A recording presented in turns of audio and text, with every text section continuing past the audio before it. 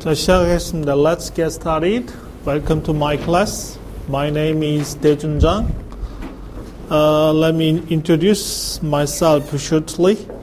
I graduated from KAIST, Department of Chemical Engineering, and spent around 13 years in Hyundai Heavy Industries. I have some experience in offshore plant, ship design, and some onshore plant. So this is one of the course I usually open in spring semester. Reliability and risk analysis for offshore plant. But this methodology can be applied to any system, even to some kind of mechanical systems. And during the fall semester, I usually open a course called Offshore Plant Design. That course is quite different from this one because we don't have any textbook. But in this course, we'll follow some textbook. During the first part of this semester, we will use this textbook, System Reliability Theory, Model, Statistical Method, and Applications, written by Marvin Roussand. And I want to each of you, introduce shortly about yourself. This is Jung-Gon, our teaching assistant. Could you introduce yourself shortly? My name is Jung-Gon. I'm a teaching assistant at this course. And I guess I'm a mascot of our laboratory. Yeah. So I hope I would like to help you to understand what this course is for this semester. Thank you.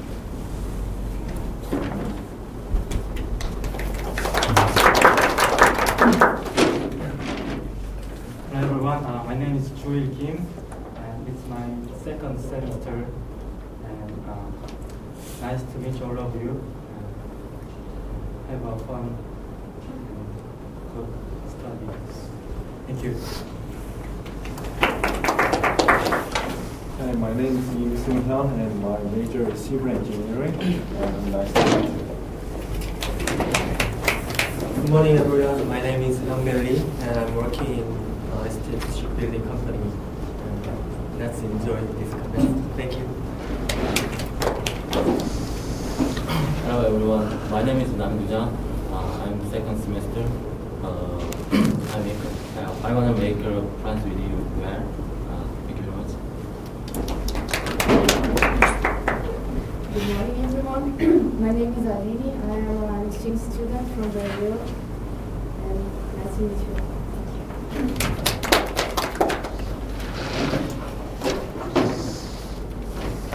Hello everyone, my name is Cha Kyung Kim. It's my first time to join master class. I'm very glad to meet you.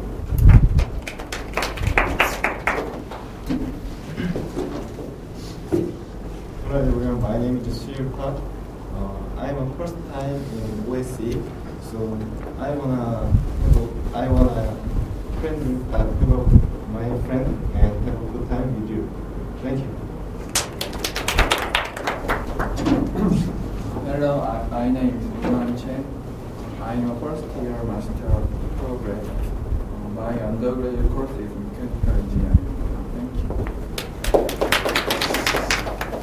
Hello everyone, my name is Mr. Park. I am a freshman at the OCTA. This is the first class at the KAIST, so I'm very excited. Thank you. Hello everyone, my name is Mr. Kim. English name is Easton. Just call me Easton, and I work for STX Offshore in charge of hull piping system.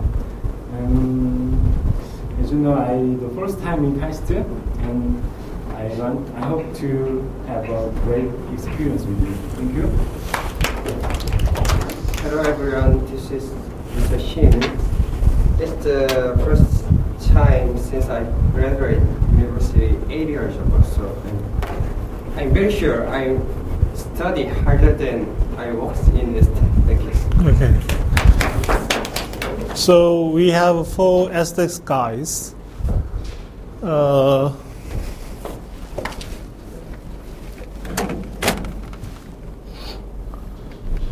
This is the syllabus. This is my email, phone number. The important thing is email of the teaching assistant. You should write it down, and you should send a letter to him that he can collect your email. Then all the homeworks and class material will be distributed through emails. So within today, you should send a letter to him. And our class time was Monday, Wednesday, and Friday from 11 o'clock to 12 o'clock. But as you know, we have 4 aesthetics guys, so I want to change their class time from to 11 o'clock to 12:15, so they can attend this class through the internet. So is it okay with you if I change the time? So we have only 2 time classes on Monday and Wednesday. There are some cases we cannot have class frequently, 4 to 5 times. Then we'll have makeup class on Friday. Fortunately, this course will be taped. So if you miss the class, you can have my class through internet, possibly on the website of our department. Open Courseware tab. If you push the tab Open Courseware, you can see my class.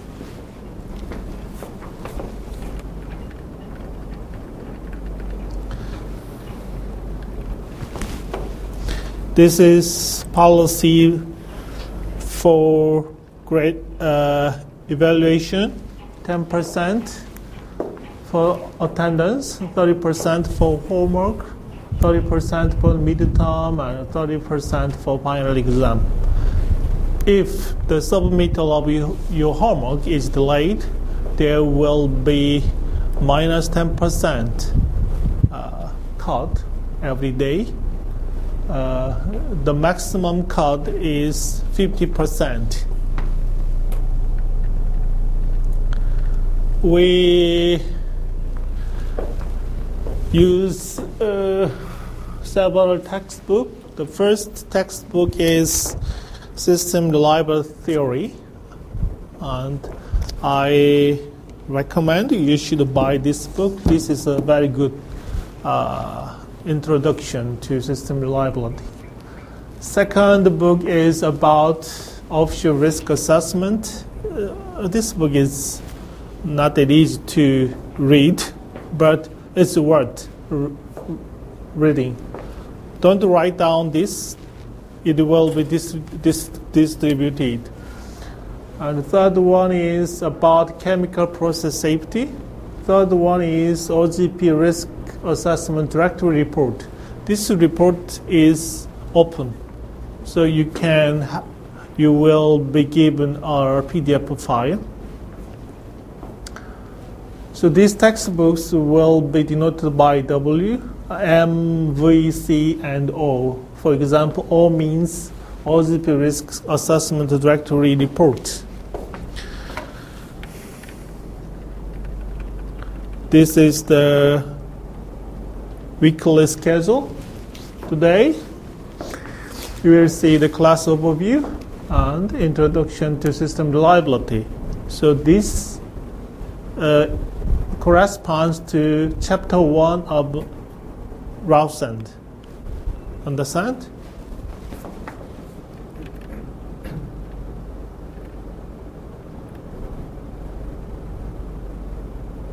Oh, sorry.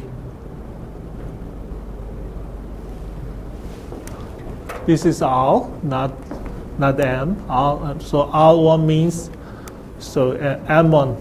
M1 means the chapter 1 of Marvin Lawson's textbook. Okay? So we'll follow this syllabus. Let me give you a short introduction to this course, reliability and risk analysis for offshore plant. I will follow this content of what is offshore plant and what is the intrinsic features of offshore plant, and we'll define the basic terms, and we'll check the risk, what is the risk-based design, and we'll see the layers of safety system for offshore plant. This is the supply chain of offshore oil and gas. We drill some wells, and there are some service systems to treat the oil and gas, and we produce the oil and gas and transport and supply the oil and gas to consumers. The supply chain is different.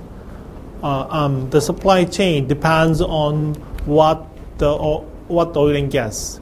For example, for oil supply chain and crude oil supply chain consists of well drilling, service systems, and fixed platform FPSO, FSO, and crude oil is transported by tankers or VLCC and stored in a tank farm, and it is supplied to the consumers like the refinery plants.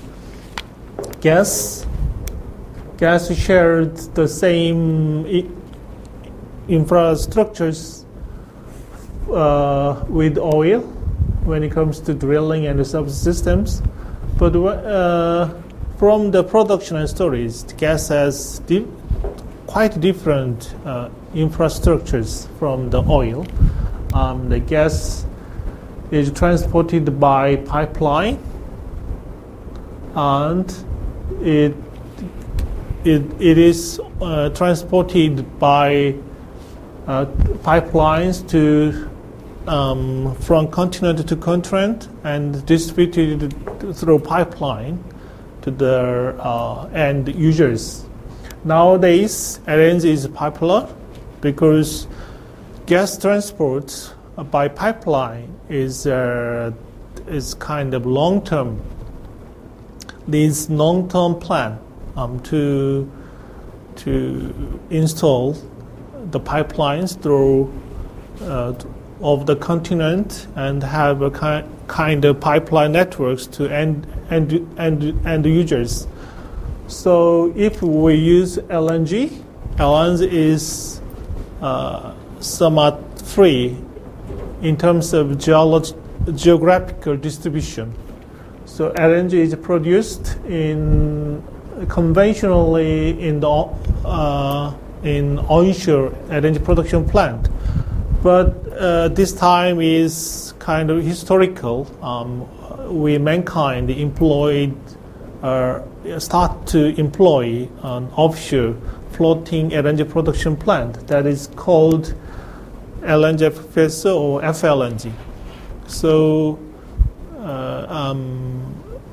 a significant amount of LNG will be produced directly from offshore and transported by LNG carriers. LNGC means LNG carriers, and it will be distributed through the offshore LNG terminal. So this is the supply chain. What is the offshore plant? Offshore installation are more frequently used. So the standard term is offshore installations, but many experts prefer the offshore plant in some cases. So these two terms can be used interchangeably. So offshore plants are colored red in this supply chain. So what I mean is that tankers, vessels, pipeline, LNG carriers are not offshore plant. They are just the ships, our kind of infrastructures. Okay, only drilling rigs, ships, well-had process, pumping, compression package, URF, fixed platform, FPSF. So these facilities can be classified into offshore plant. Any questions? If you have any question, please raise your hand. And I will prepare some pictures. This is the drilling unit, drilling offshore installations. Semi-submersible, jackup, drill ship. This is a kind of shallow water field layout. This is a sea surface. Under the sea surface, there is a big structure. This is kind of fixed platform. It has 3 legs, sometimes 4 legs these times. Sit on the sea floor, seat bed, and this may be the wellhead platform, placed here, maybe. The well fluid is here. It goes up, and it is sent back to the processing facility.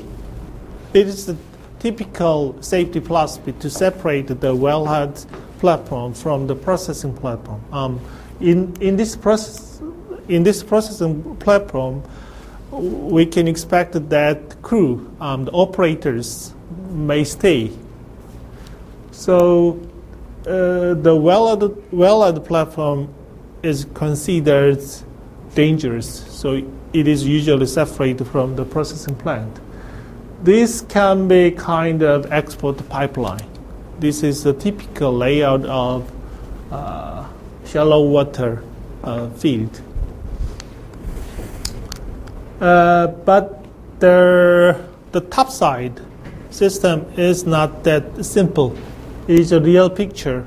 This is a kind of artist impression, kind of imagination, but real offshore plant is very, very complicated and crowded and congested. This is the Trolley platform in Norway. It is on sea. You can see the shape above the sea surface. Actually, it is a tall, very tall structures. This length is about 400 meters, far greater than the Eiffel Tower. So this is the this corresponds to this shape, and this is the deepwater field layout. As every day you may be told that the oil and gas is depleting. So that means that the oil and gas in shallow water is depleting. So we should move into deeper and deeper waters to produce more oil and gas. As you know, the consumption rate of oil and gas is increasing every day. So in order to satisfy the demand, we should produce more oil and gas. So the field layout for deep water is quite different from that of shallow waters. So there are many service systems, and this is a kind of subsea separation systems. This is subsea compression systems. This is the football stadium. Soccer stadium. It's a soccer. Sometimes the soccer and the football are used in a quite different manner. This is soccer stadium, and this is the kind of subsea compression system. So you should imagine the scale of subsea this small package. This is one of just the package that is installed on subsea. You can see this is kind of example. This is the epipiezo. The length of epipiezo is around 200 to 300. The sea depth is around 200. So the length of epipiezo is nearly equal to the sea depth. As the sea depth increases, the epipiezo looks small. It's 400 meter, and the depth is 2 to 3 times the epipiezo length. This is kind of current technology. Sea depth is around 2,000 meters. So the epipiezo looks like a spot. And there are many lines to position the epipiezo. So this line is called mooring line. Mooring line are the lines to fix the floating structure. And there are many lines for the path of oil and gas. Those lines are called risers. So you can see the scale of this field, 3 kilometer in radius. This is Hoover Diana epipiezo, and this is kind of imaginary picture. This is the downtown of Houston. So this picture shows that one deep sea layout, field layout, is very huge. This is the FLNG. It's kind of hot issue these days. I'm quite sure that LNG will change the world in 5 to 10 years. So you should pay attention to the development of LNG. LNG will be produced offshore directly from the gas field, and it will be used for ship propulsion fuel. So these two factors will literally change the world energy mix in a short time, in 5 to 10 years. This is kind of offshore LNG terminal. LNG terminal is the facility to store LNG and gasify the LNG and to supply the gasified LNG. Gasified LNG is just natural gas to end users.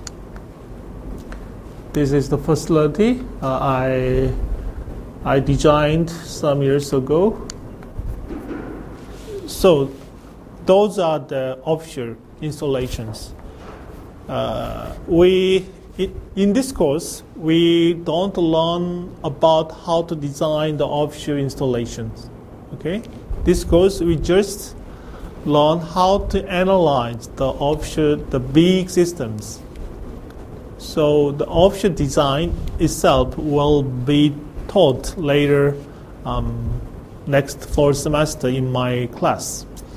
So this course is only for how to analyze the offshore big systems in terms of risk and reliability.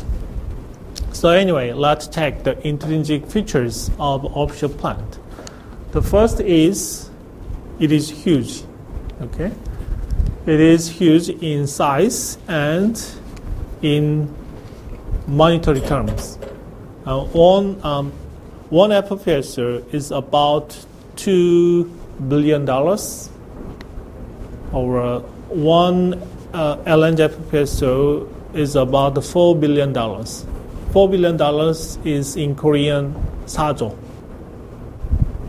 And FPSO is just part of their overall development. So it just accounts for 1/3 of their PDD development. So to develop one deep sea field,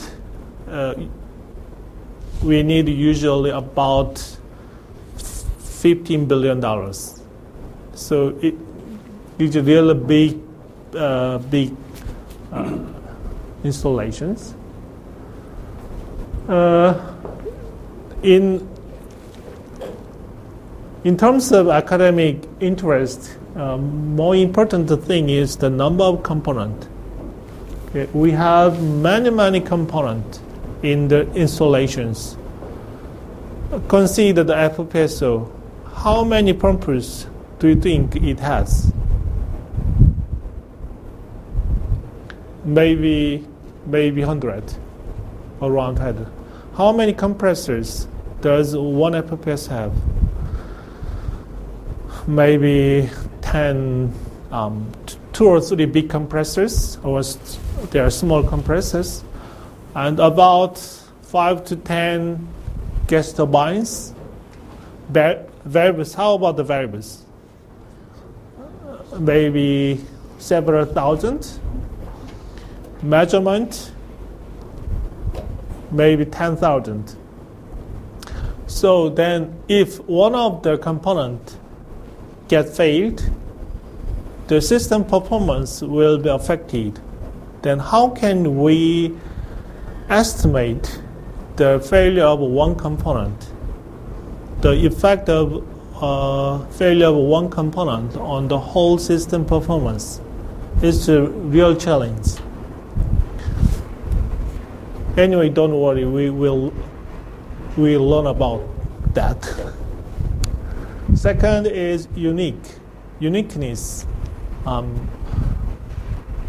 Offshore plant. Some offshore plant looks like a ship, but it is not a ship. FPSO looks like a ship, but it is a plant fixed at the position under specific environmental condition.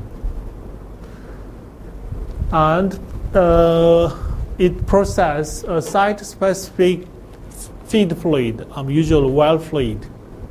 So there is only one offshore plant. There are no two same offshore plants in the world. Drilling system, drilling rigs, and the drilling ships are exceptions. But FPSO, when it comes to FPSO, subsea systems, these facilities are unique. Only one facility in human history. There are no same two installations in human history. There are some approaches to standardizing the offshore plant, but every effort has failed because every offshore installation is unique and safety critical. Sometimes to non-expert, the offshore plant looks like a kind of crazy thing, very dangerous. We process oil and gas that may lead to fire and explosion in a congested area. So safety is very critical issue. So we can say that offshore plant, offshore installation design can start from safety and will be completed by safety. So safety is the first and the last for the design of offshore plant. Another is independent. Consider onshore plant, for example, power plant. For even the nuclear power plant, it has kind of supporting system from environment. For example, onshore nuclear plant needs a kind of electric supply from outside power source. But offshore plant, there is nothing around it. Okay, so it should produce all the utility. Utility means power, steam, cooling water, chemicals, blah blah blah. All those things. It should contain or supply what needed for itself. And the more challenging thing is the safety. In emergency, it should protect itself. And another challenge is varying condition. What I mean is that the sea condition is changing. Hard to expect sometimes. And consider the well fluid. Well fluid is originally placed underground, and the composition, pressure, and temperature change with time. So actually, we don't know exactly what will be after 10 years, after 20 years. So the design of the system should be consider the uncertainty due to these factors. So these factors makes the design of offshore plant like this. Repeated design is not allowed. Some of you are familiar with the ship design. Ship design is like a car design. We produce kind of series of ships, the same design, and the shipbuilders and ship owners can purchase the ship. It's like a car design, but offshore plant is not like that. The ship owner and designer offshore plant that is unique. And system reliability should be guaranteed, and the risk to life asset and environment should be managed carefully. So design offshore plant like R&D. So that's why that's why the offshore installation design is well developed by only some companies. That's why our Korean shipyards are very weak at offshore plant design. So I want you to understand the difference between ship design and offshore plant design.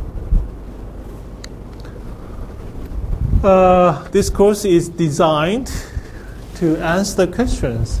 First part is about the system reliability engineering. The second part is about risk assessment.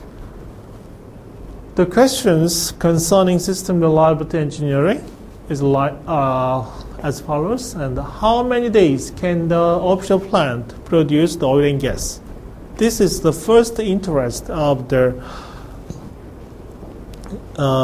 installation owner who invested several $billion. So one FPSO should produce tens of $million worth every day.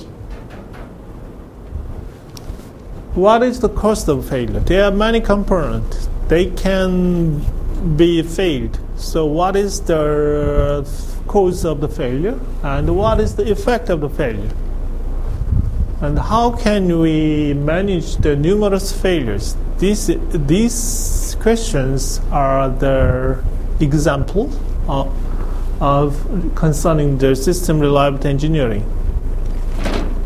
Risk assessment includes the following questions, like what kind of risk is the plant subject to? Fire, explosion, ship collision, drop object, many accident the offshore plant can be subject to. Can you completely remove all the risks? It is correct or not? And how can you analyze the risk? In order to control the risk, we should analyze the risk. And what should we do against the risk? So this course are designed to answer these questions. Over the 8 weeks will be dedicated to the system development engineering to learn about reliability, availability, failure mode, fault tree, reliability block diagram, microprocess, blah, blah, blah.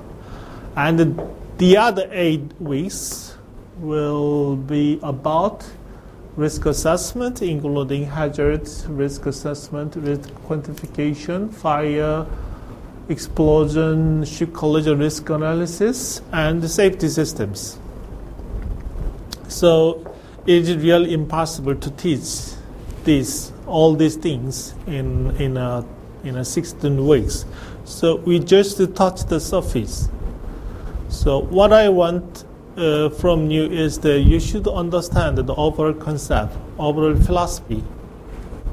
If you understand the overall structure of this course, you can study the details for yourself. So I hope you understand the overall structure through this course. Let's learn about some basic terms. This is kind of graphical representation of accident. There are some cause of accident. This cause of accident will be called hazard. And we have accident, and it may have some impact on human, facility production, and environment. So you should distinguish these terms: hazard, accident, and consequence. This distinction is very important. So accident is accident, what you imagined, and hazard is the cause of the accident or the environment or the situation that accident may happen. These are called hazard. In Korean, hazard means 위험 요소. Okay? Accident is just accident, 사고. Consequence is impact, outcomes of the accident. So you should distinguish the three terms. Let's consider the hazard. What is the most important hazard for you? Every day you may feel some kind of hazard. It can be car accident, cancer, bankruptcy, low grade from the course, unemployment after graduation. So, please, you should choose one of them, okay, and explain why. Why is that the most important hazard for you? Car accident. No. Cancer. Cancer 2. Bankruptcy. Oh, you are. Bankruptcy means no money. No money.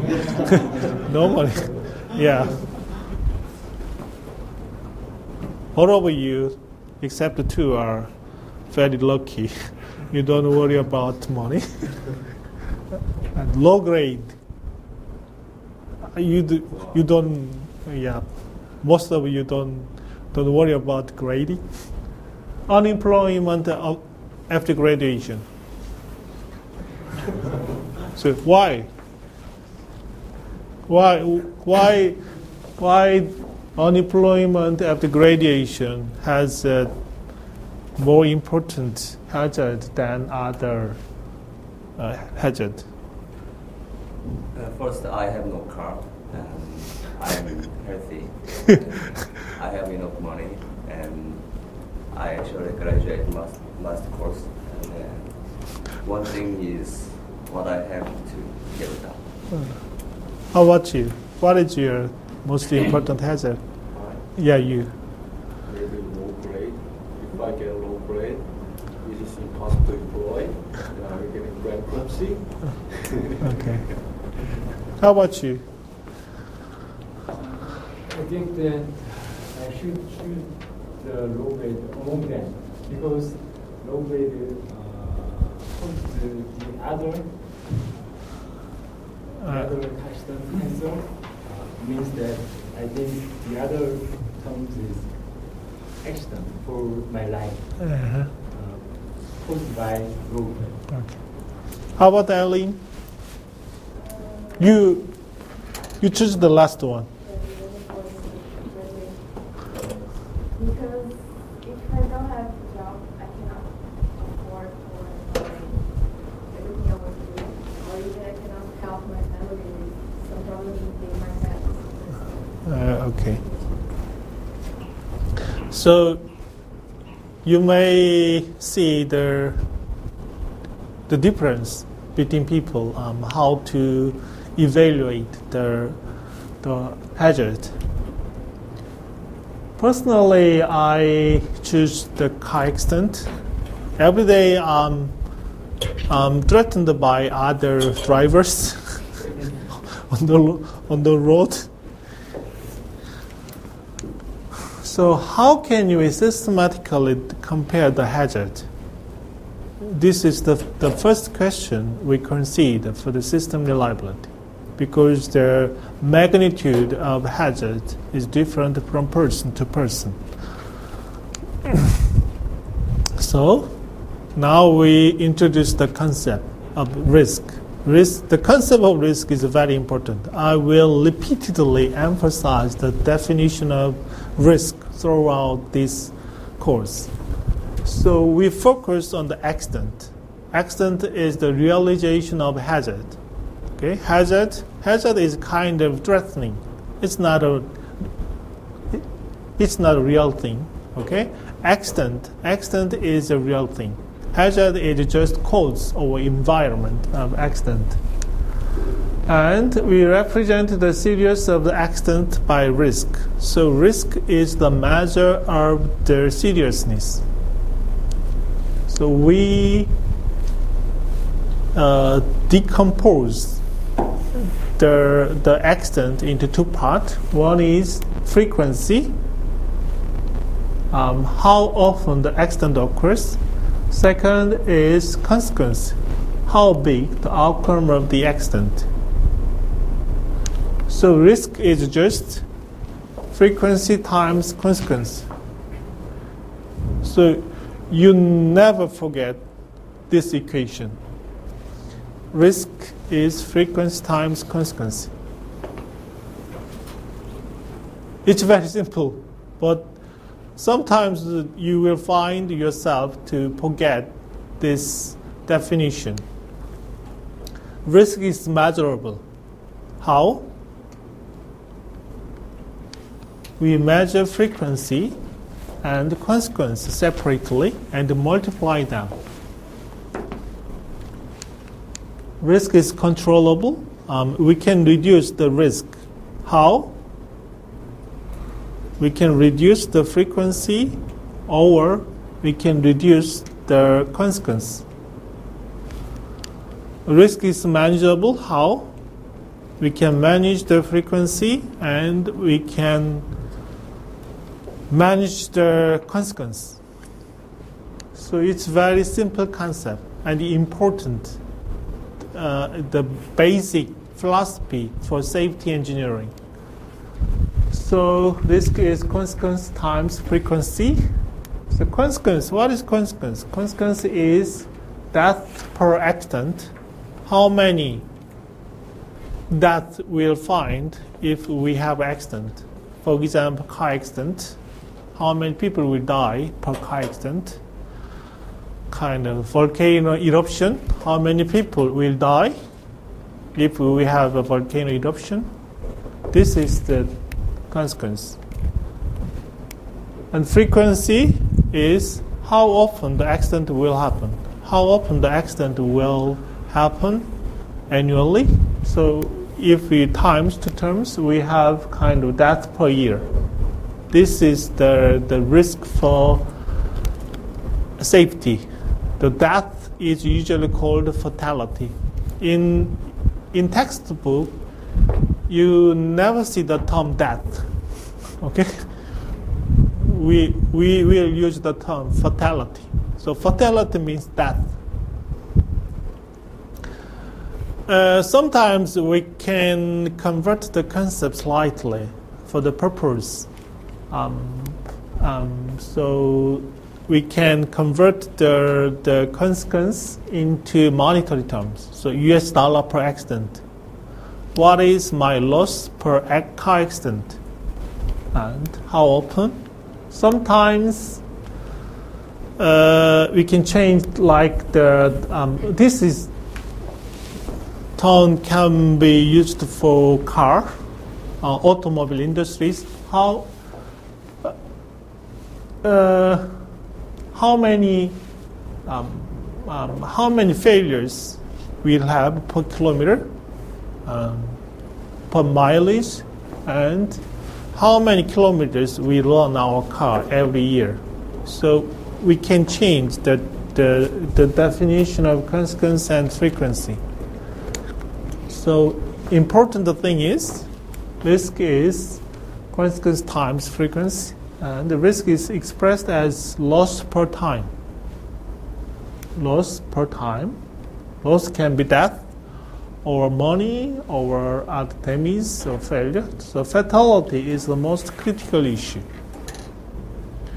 So there are some risks to safety, asset, and environment. Asset means 재산. But we can prevent the risk to safety and fatality. We can naturally remove other risk. We can reduce other risk. So fatality is the most critical issue. This is a kind of historical background. Historically, the science of risk analysis has been developed in several fields: mathematics, economics, and insurance, as well as engineering of aerospace, nuclear production, offshore industry, blah, blah, blah. So there is no standard term. Okay? The terminology is different from field to field. So confusing terminology has been developed in several fields, but the concept is surprisingly the same. So terminology is different, the concept is the same. So frequency, sometimes we use this kind of terms: probability, likelihood, occurrence. These terms can be used instead of frequency. Consequence, outcome, impact, significance. These terms can be used interchangeably with consequence. So don't get confused by the terms. Terms can be different.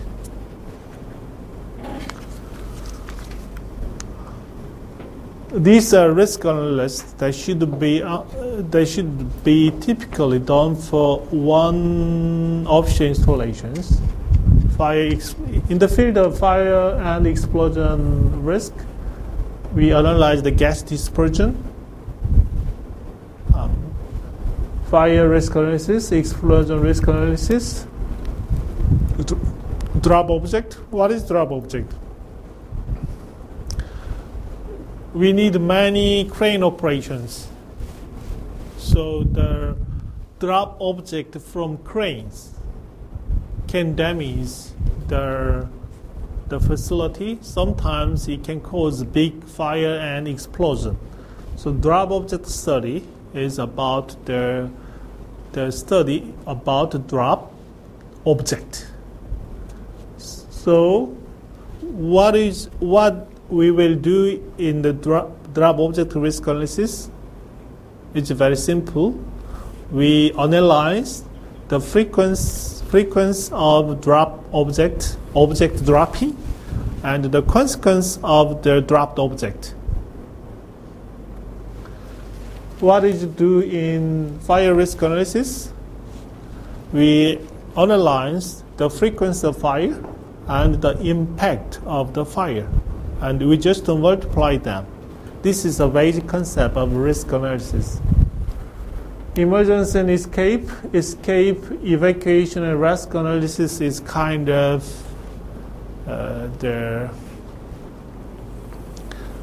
about the evacuation when we abandon the facility. Abandon means give up the facility.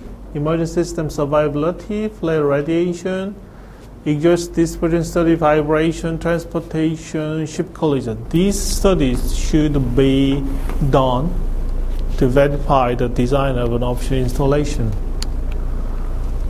Risk-based design is based on common sense. So risk-based design is a common sense-based design. So we analyze the system and we understand what the system is like, and we identify the hazard, the cause of accident. So the first step is we just find out the cause of the possible accident. Then we analyze the risk. We analyze the frequency and consequence. Then we multiply them. Then we can say that we evaluate the risk. The next step is we should decide if we accept the risk or not. As you know, we cannot completely remove all the risk. We should accept some tolerable limit. So that risk is called a negligible risk or a tolerable risk. And if we accept the risk, remaining risk, we accept the design. In most cases, we cannot accept the risk because the risk is too high. Then the design is rejected, and we should redesign or modify the design until again and again until the risk is less than the acceptable limit.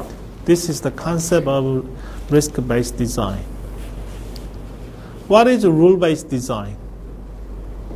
Ship design is typically based on rule-based design. Rule-based design is very simple. This is a rule book, and if we design the tank, we open the chapter about the tank design, and we follow the rule. The thickness of the tank should be determined considering the design pressure, and the design pressure should be 10 bar for the tank. Then you can design the tank. But risk design completely discards this kind of rule. We focused on the functional performance of the system. So we evaluate the risk. Now you are very familiar with this slide. We have accident. The cause of accident are hazard, and we have consequence. So what should we do? We should try to disconnect this cord, this path. We try to block. We should block the hazard, not to proceed to accident. If we have accident, we should block the accident, not to have a big consequence on human environment or an asset. So we install a kind of safety system to block the path. So this safety system called preventive safety system. That means preventive safety systems are installed to prevent the accident itself. We try to remove the accident itself. These safety systems are called mitigating safety systems. These safety systems are trying to reduce the impact of accident. The explanations is not easy to understand, but you can understand easily in the real world. ABS. What is ABS? Anti-rock braking system. Yeah. Anti-rock braking system. Airbag. You know airbag, which is a preventive safety system. ABS. ABS can keep the balance of the car, so it can prevent the occurrence of car accident. Airbag. Airbag works only after we have a head-on collision. So it's a mitigating safety system. Gas detectors versus sprinklers. What is the preventive safety system? Gas detectors. Gas detectors try to remove the fire accident itself. If fire occurs, the sprinklers are working to reduce the impact of the fire. High temperature alarms versus cooling system. So you can distinguish them easily. So if you see your safety system, you can easily distinguish the preventive and mitigating safety system. This concept is very important. This is the protection layer of offshore plant. One important thing is it has a layer by layer structure. So one layer gets failed, the second layer will work, and then this layer will fail to prevent some accident or fail to mitigate their consequence. Then the next step, the next layer will work. This is a concept of layered safety system for offshore installations. The same concept is applied to the safety of nuclear power plants. Okay, so the safety concept of nuclear power plant is very similar to that of the offshore plant. Chemical onshore plant has this kind of concept, but the extent of safety design for onshore plant is not that high, so it's hard to compare. The innermost core of this protection layer is inherent safety design. That means the system itself should be designed in a smart way. Layout, inventory, structural integrity, ignition. The next safety layer is BPCS, Basic Process Control System. So some of you are already familiar with this kind of system: pressure control system, temperature control system, flow rate control system, surge controller for pumps, and compressors. So most process control class in university is about this BPCS, Basic Process and Control System.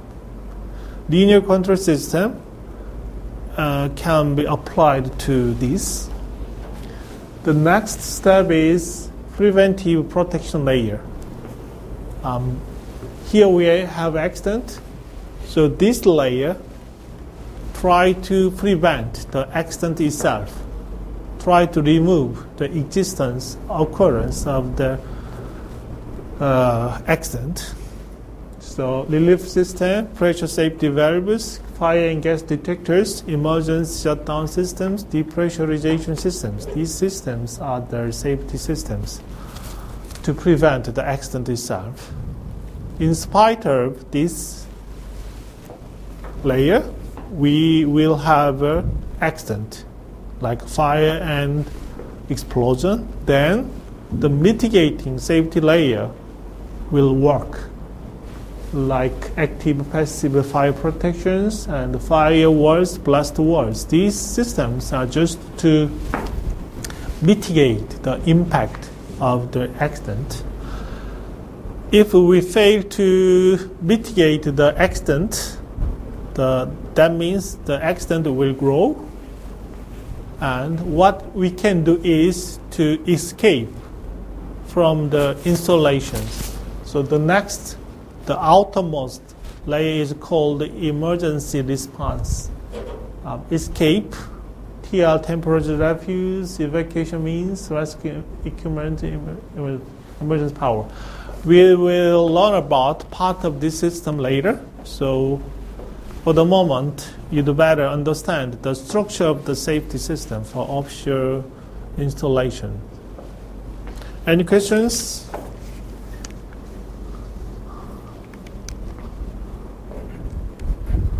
You can ask in Korean. Okay. This is kind of design procedure for plants. About 1 year, Korea have contract for plant worth $100 billion. But 99% of the plant we cannot design. Surprising. Okay? So this is kind of why we Koreans cannot design. I think it's the same for Brazilians. That plant design has been occupied by some companies in the advanced engineer companies in the Western world. This is kind of procedure. Design. We set up design basis. Then we select the feasible concept. Then concept is determined. Then we carry out hazard identification. Then we set up the design philosophy. Then we do process design. The outcome of the process design can be used in the equipment design. Then we set a control philosophy, including PFD, PNID, and we determine the layout. Then we carry out kind of hazardous operability. Then risk and reliability will be are assessed. If the design fails to satisfy the standard for risk and safety, it should be the design procedure should be repeated. So, lack of core technology is not the cause of incapability. We can't design the plant because we don't know the core technology. That's the wrong statement. Okay, we cannot design the plant because we cannot carry out all the process to complete the design. So you should understand the real world engineering. So the risk assessment and reliability engineering is about hazard, and risk assessment and reliability assessment. The rest part will not be covered in this course. Okay, the last part will be covered in the next semester in another course. Any questions? 그 리스크에서 각자 다른 유닛으로 돼 있지 않습니까? 그걸 정량하려면은 그 유닛들을 만약에 평가한다 그러면은 하나의 예를 들어 달러로 표현하거나 그래야 될 것 같은데 각자 그 위험 요소에 대해서 따로따로 평가하는 건지 아니면 사람을 죽는 걸 또 돈으로 환산해서 표현하는 건지 그거는. His question is about the unit of risk. We have different unit for the different target. So typically we use different unit for the different area. For example, for fatality, you use this term. We don't use the term death, but let me use it for clarity. So this is the typical target for the fatality, 10 to minus 3 per year. That means I can die, I can be killed in this installation. 10 to minus 3 means once in 1,000 years. So this kind of criteria can be used for the fatality. But for the asset, we should use a different unit. So that's the one of the kind of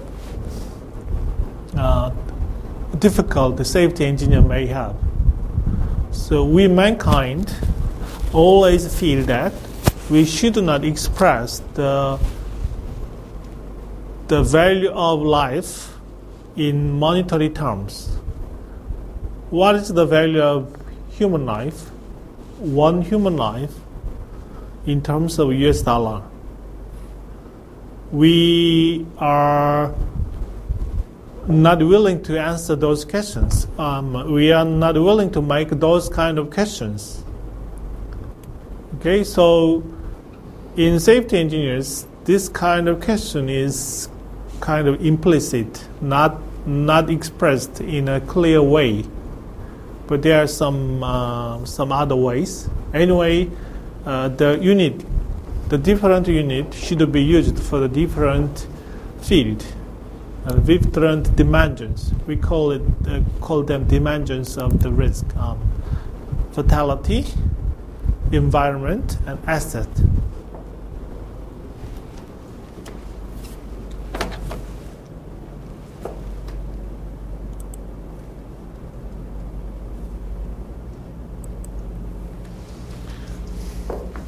We should hurry up. Now, let's concede the system reliability. What is the system reliability? This is the brief history of system reliability. 1930s, statistical method for quality control of industrial product was introduced by some pioneering engineers, and determination of air crash probability was conducted. So it's the primitive stage of system reliability. 1940s is age of war, World War II. So most technology